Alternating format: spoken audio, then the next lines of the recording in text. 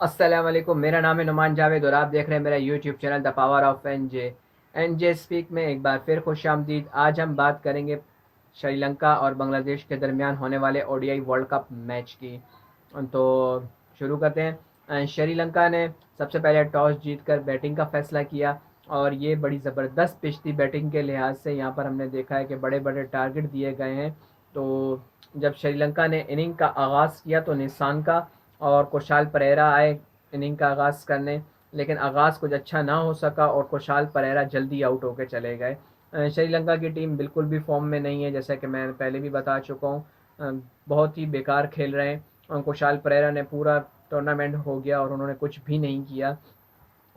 सांका ने 41 रन बनाए, 36 बॉलें खेली, 8 चौके मारे। कुशाल मेंडस भी जो कैप्टन बने हैं 19 रन बना के चले गए 30 बॉलों पे। थोड़ी बहुत पार्टनरशिप लगी इनकी, 68-70 रन के आसपास तक इनकी विकेट गिरी। तो देखने में यही आया कि भाई इससे पहले कुशाल मेंडस बहुत ज़बरदस्त खेल रहे थे। जहाँ वो कैप्टन गए उनके शानका और उनको ज़िम्मेदारी दी गई तो कैप्टन का बोझ इनसे पता नहीं उठाया नहीं जा रहा क्या।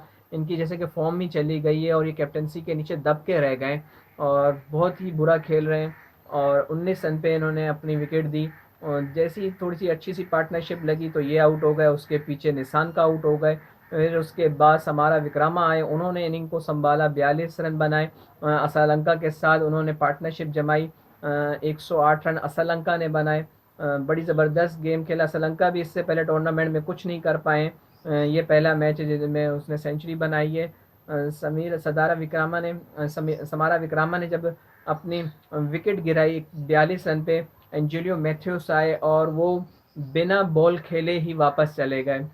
हिस्ट्री की ये पहली विकेट ऐसी गिरी है, उन्होंने अपना हिस्ट्री में नाम दर्ज करा दिया है कि बिना बॉल खेले या बिना बॉल हुए, रन आउट हुए बगैर वो चले गए। क्योंकि जो कि आईसीसी की तरफ से एक रूल है कि डग आउट से लेके खिलाड़ी को पिच तक 2 मिनट के अंदर अंदर पहुंचना होता है। अगर वो पिच तक ना पहुंचे तो उनका टाइम आउट हो जाता है और उस टाइम आउट के तहत खिलाड़ी को आउट हो करके वापस भेज सकते हैं बिना बॉल खेले ही, बिना ग्राउंड में उतरे ही। तो उनके साथ बदकिस्मती से उनका हेलमेट की जो कड़ी होती है वो टूट गई, जिसकी वजह से वो वहाँ पर रुक गए। उन्होंने अपना हेलमेट मंगवाया और वो जब तक आया तो टाइम आउट हो चुका था और शाकिब अल हसन ने अपील करके उन्हें आउट करके बाहर भेज दिया। तो बड़ा अनफॉर्चुनेट हुआ, स्पोर्ट्समैन स्पिरिट नहीं हुई। वो गए, उन्होंने एम्पायर वगैरह से बात वगैरह भी की कि भाई अभी टाइम भी पूरा नहीं हुआ है, एक्सेट्रा एक्सेट्रा।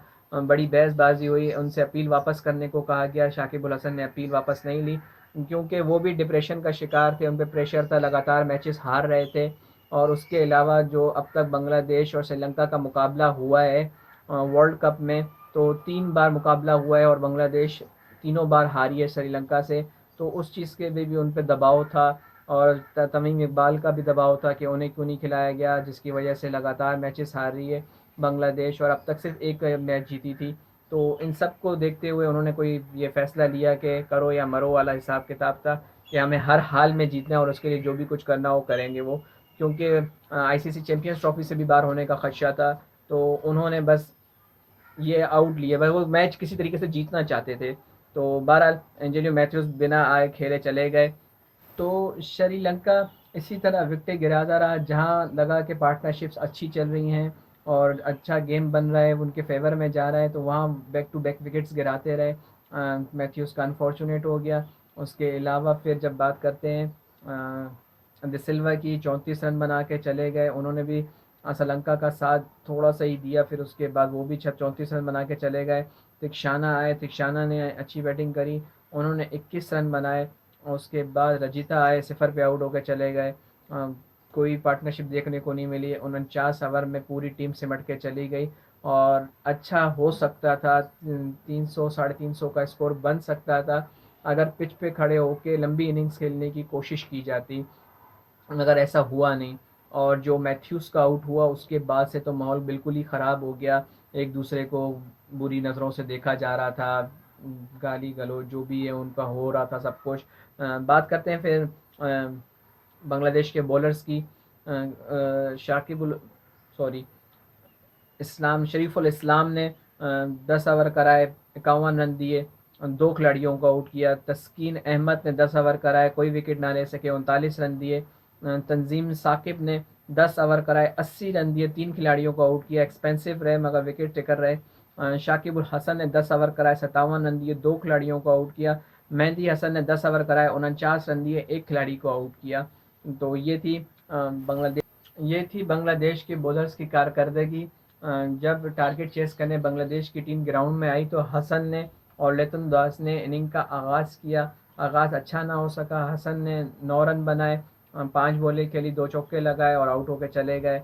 लेतन दास का पहले कैच ड्रॉप किया गया, उसके बाद दोबारा उन्हें आउट किया गया। 23 रन पे 22 बॉलें खेल के 2 चौके और 2 छक्के लगा के लेतन दास आउट हुए और दोनों की विकेट दिलशान मधुशंका ने ली। क्या ज़बरदस्त बॉलर है, एक बार फिर इन्होंने प्रूव किया कि तनहा श्रीलंका की तरफ से लड़ रहे हैं और कोई बॉलिंग में भी सपोर्ट नहीं है उनको। 2 विकेट जल्दी गिराने के बावजूद दूसरे हैंड से किसी ने कोई विकेट नहीं ले सके और शांतु और शाकिब उल हसन की जो पार्टनरशिप हुई, बड़ी ज़बरदस्त पार्टनरशिप हुई।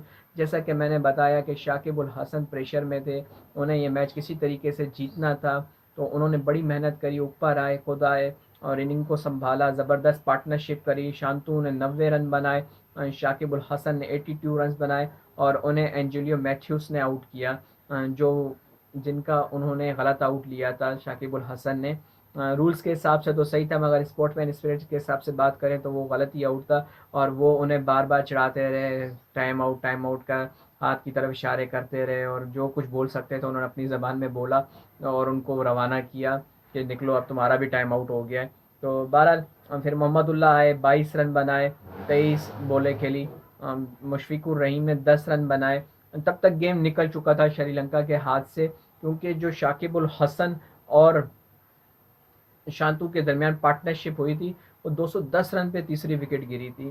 तो तकरीबन 60-70 रन चाहिए थे जीतने के लिए और बॉलें बहुत ज़्यादा थी, तो कोई प्रेशर नहीं था। मुशफिकुर रहीम ने 10 रन बनाए, वो आउट होकर चले गए। तौहीद ने 15 रन बनाए, नॉट आउट रहे और मेहदी हसन मिराज 3 रन बना के आउट हुए और साकिब ने उनका साथ दिया, तंजीम साकिब ने 5 रन बनाए और बांग्लादेश ये मैच 3 विकेट से अपने नाम कर गया। बात करते हैं बॉलर्स की श्रीलंका के कि उन्होंने क्या कारकर्दगी की। तो मधुशंका ने 10 ओवर कराए, 70 रन दिए, 3 खिलाड़ियों को आउट किया। तिक्षाना ने 9 ओवर कराए, 44 रन दिए, 2 खिलाड़ियों को आउट किया। रजिता ने 4 ओवर कराए, बहुत एक्सपेंसिव रहे, 47 रन दिए, विकेट नहीं ले पाए। चमीरा ने 8 ओवर कराए, 54 रन दिए, वो भी विकेट नहीं ले पाए। मैथ्यूस ने 7 ओवर कराए, 35 रन दिए, 2 खिलाड़ियों को आउट किया। डिसिल्वा ने 3 ओवर कराए और 20 रन दिए, कोई विकेट ना ले सके। ये वो बॉलर्स हैं जो का धमाकेदार बॉलिंग करते हैं स्पिन में, लेकिन पता नहीं क्या बिल्कुल ही ठप हो गए। बैट्समैन बैटिंग नहीं कर रहे, बॉलर्स बॉलिंग नहीं कर रहे। एक आध प्लेयर जो ऊपर से बैटिंग करता है, एक आध प्लेयर नीचे से बॉलिंग कर रहा है, जो मधुशंका है, और कोई साथ नहीं दे रहा, जिसकी वजह से श्रीलंका को लगातार हार का सामना करना पड़ रहा है और श्रीलंका बिल्कुल ही डाउन हो गई है। और बहुत बड़ी ये कंट्रोवर्सी हुई है जो मैं आपको बता रहा हूँ शाकिब उल हसन और एंजेलो मैथ्यूस के दरमियान। मैच ख़त्म होने के बाद आपस में हाथ भी नहीं मिलाए गए, एक दूसरे को उल्टी उल्टी नज़रों से घूर घूर के देखा गया और बिल्कुल ही माहौल ख़राब कर दिया। मैच के दौरान भी एक दूसरे की इज़्ज़त नहीं की गई, बहुत ही बुरा रवैया रहा सबका आपस में एक दूसरे के ख़िलाफ़। क्या कहना। बहरहाल शाकिब उल हसन अपने उस एग्रेशन रवैये की वजह से ये मैच जीतने में तो कामयाब हो गए और प्लेयर ऑफ द मैच भी रहे। 82 रन बनाए, 2-3 खिलाड़ियों को आउट किया, तो ज़बरदस्त बैटिंग करने और बॉलिंग करने पे उनको प्लेयर ऑफ द मैच चुना गया। और मज़ीद इन्फॉर्मेशन के लिए मेरे चैनल को लाइक, सब्सक्राइब और शेयर करना मत भूलिएगा। शुक्रिया, थैंक यू, खुदा हाफ़िज़।